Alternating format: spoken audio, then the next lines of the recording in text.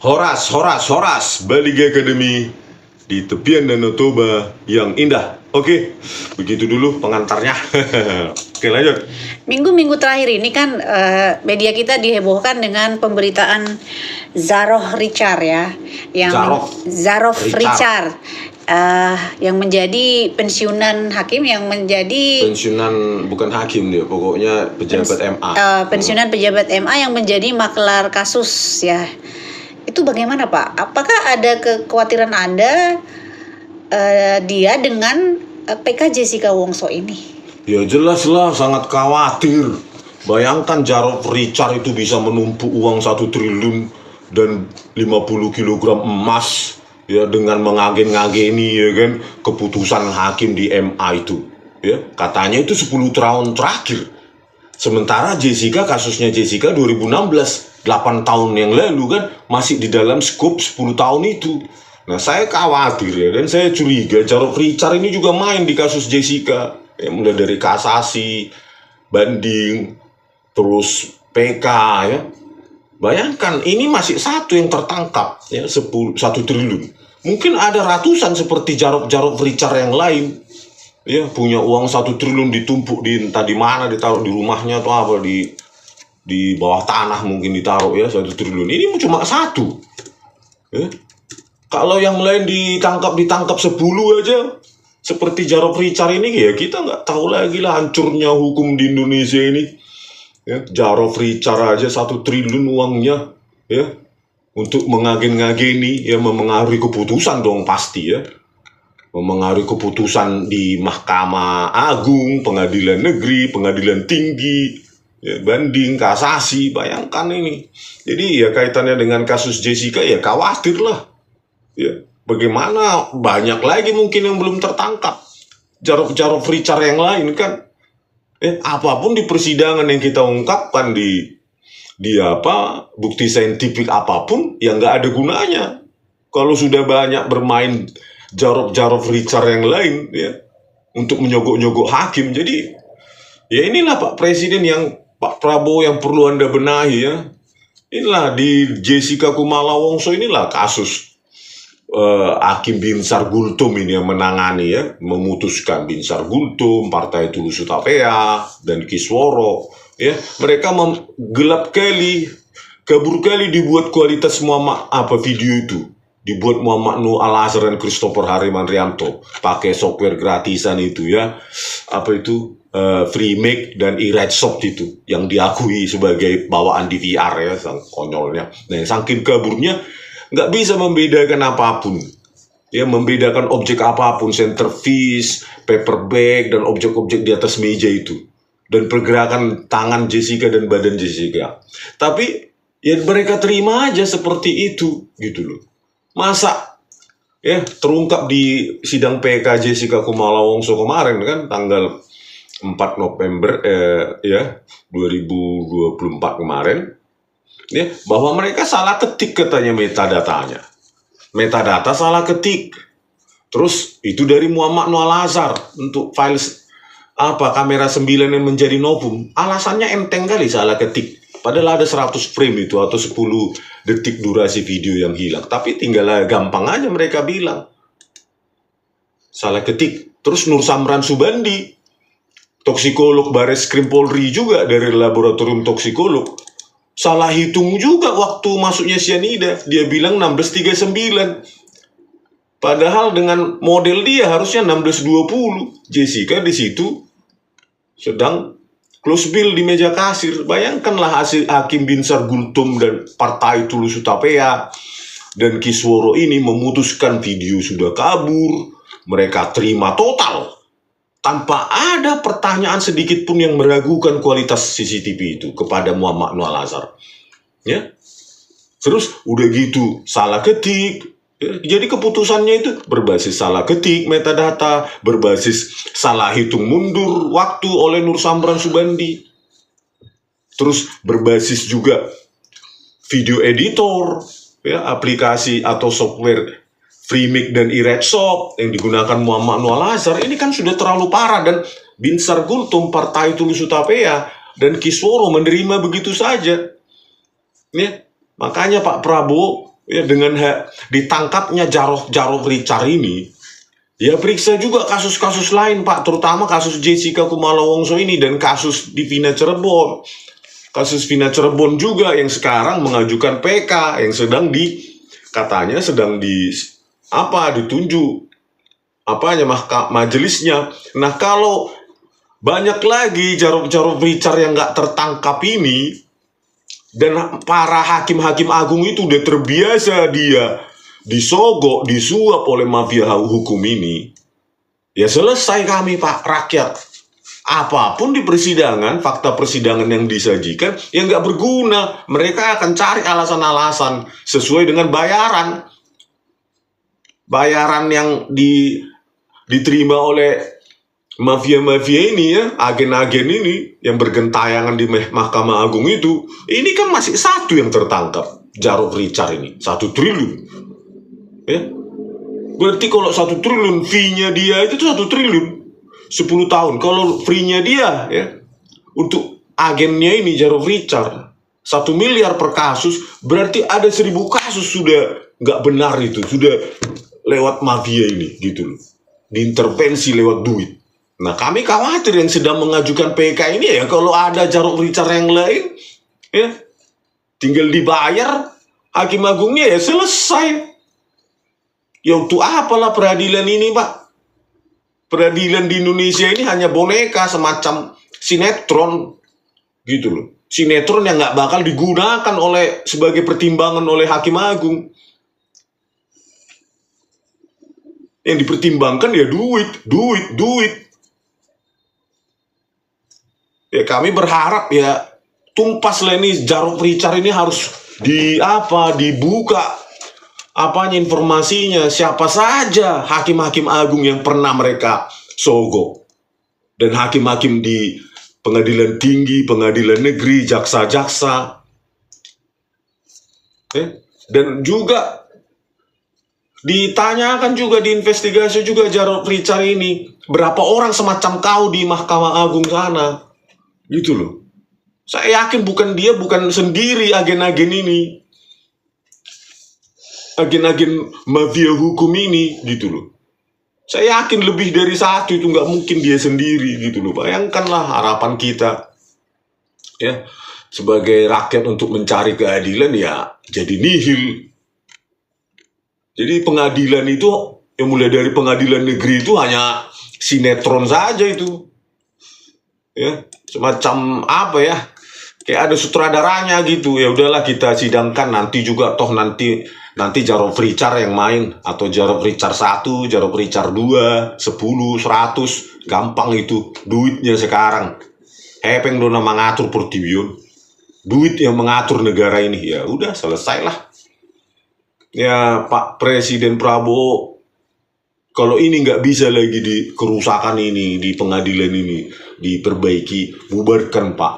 Rekrut hakim-hakim baru, jaksa-jaksa baru yang berintegritas. Jangan pakai duit. Terus buat undang-undang perampasan aset, pembuktian terbalik atas harta, terutama ini aparat penegak hukum, mulai dari polisi, jaksa, hakim.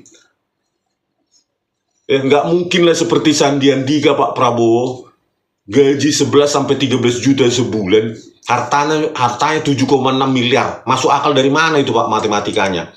Walaupun dia cuma makan garam setiap hari, nggak terkumpul itu 7,6 miliar itu. Ya, ditabung terus gajinya 13 juta sebulan, 1 tahun itu paling 200 juta atau 150 juta. Berapa puluh tahun dia untuk menjadi 7,6 miliar? 100 tahun. 50 tahun minimum. Nggak makan, nggak ada kebutuhan yang lain. Makanya Pak, buat undang-undang perampasan aset, khususnya untuk aparat penegak hukum ini, jaksa, polisi, hakim. Terus pembuktian terbalik atas harta mereka. Jangan seenaknya mengaku-ngaku hibah tanpa akta seperti Sandiaga. 6,6 miliar tanah dan bangunan, cuma hibah di bawah tangan, hibah tanpa akta. Padahal dia aparat penegak hukum, tidak mematuhi hukum. Kan gimana lah kita hukum di Indonesia ini, yang Bapak janjikan hukum yang tegas? No hope, hopeless Pak, tanpa harapan rakyat. Rakyat kalau mau bersidang takut, nggak ada duit. Kenapa? Ya Jarod Richard yang lain mengintai di setiap persidangan. Mana yang bisa diageni nih? Mana yang bisa jadi duit? Gampang itu. Aku punya hakim-hakim yang bisa kubayar, jaksa-jaksa yang bisa kubayar di pengadilan negeri tinggi dan Mahkamah Agung. Itulah potret hukum yang dihadapi oleh rakyat jelata sekarang, Pak. Apa sekarang janji Bapak? Ya udah mulai bulan kedua ini, bergeraklah cepat, progresif. Tunjukkan bahwa Anda benar sesuai dengan janji kampanye Anda. Ini udah mulai masuk bulan kedua. Ya, tunjukkanlah bukti-bukti itu. Bukan hanya omon-omon seperti yang Bapak bilang di kampanye atau pilpres, debat pilpres kan ya. Oke, sekian dulu dari kami. Baliga Academy di tepian Danau Toba yang indah. Horas. 12. 12. 12.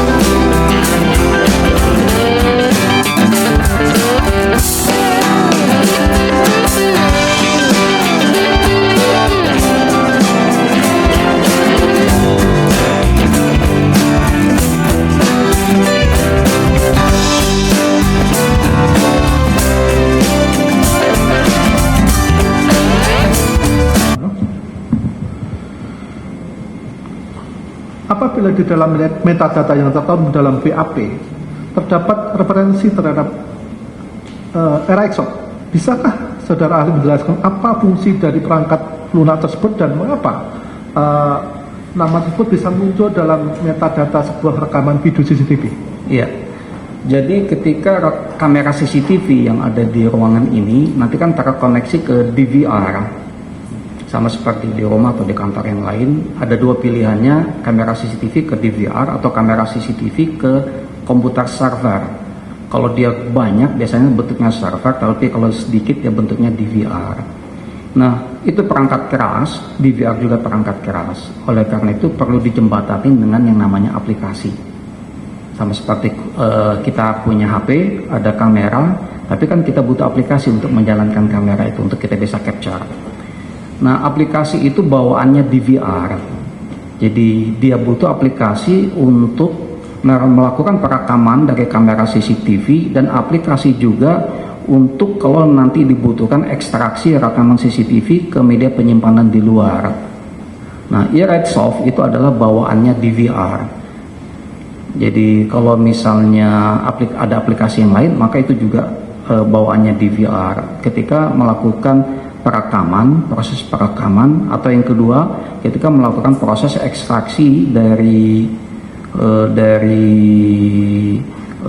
DVR ke media penyimpanan di luar. Demikian. Mungkin pertanyaan sama kepada Pak Christopher. Siap. Izin untuk eRedsoft mungkin sudah dijelaskan secara mendetail oleh Pak Muhammad Nuh. Saya juga sependapat. Mungkin bahasa umumnya dia seperti translator, Pak. Jadi bahasa yang disimpan oleh DVR itu bagaimana supaya kita bisa ekstraksi. Nah itu ada software bawaan dari DVR-nya yang diambil. Nah ini juga berlaku untuk DVR merek-merek lain. Belum tentu iRightSoft nama softwarenya, bisa juga nama software yang lain, tapi itu seperti firmware di dalam DVR itu untuk bisa melakukan seperti operating system. Jadi seperti bagaimana kita bisa mendownload data, membaca data yang disimpan oleh CCTV. Nah itu softwarenya itu. Jadi itu bawaan dari alatnya, Pak. Gitu.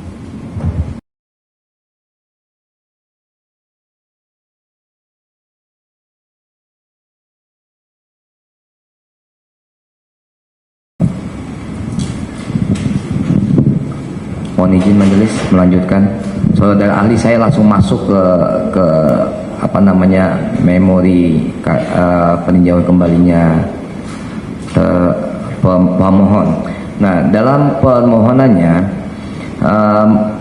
pemohon ini mempermasalahkan masalah pada BAP saudara ahli. Ada untuk file yang sama terdapat catatan metadata yang berbeda yang menunjukkan perbedaan frame antara 50910 dan 50810. Bagaimana Anda menjelaskan hal ini dari sudut pandang digital forensik? Apakah ini menunjukkan adanya manipulasi atau modifikasi? Ya, terima kasih. Jadi metadata yang ada di laporan kita itu sama seperti yang ada di sini. Kita menggunakan aplikasi yang sama, Media Info.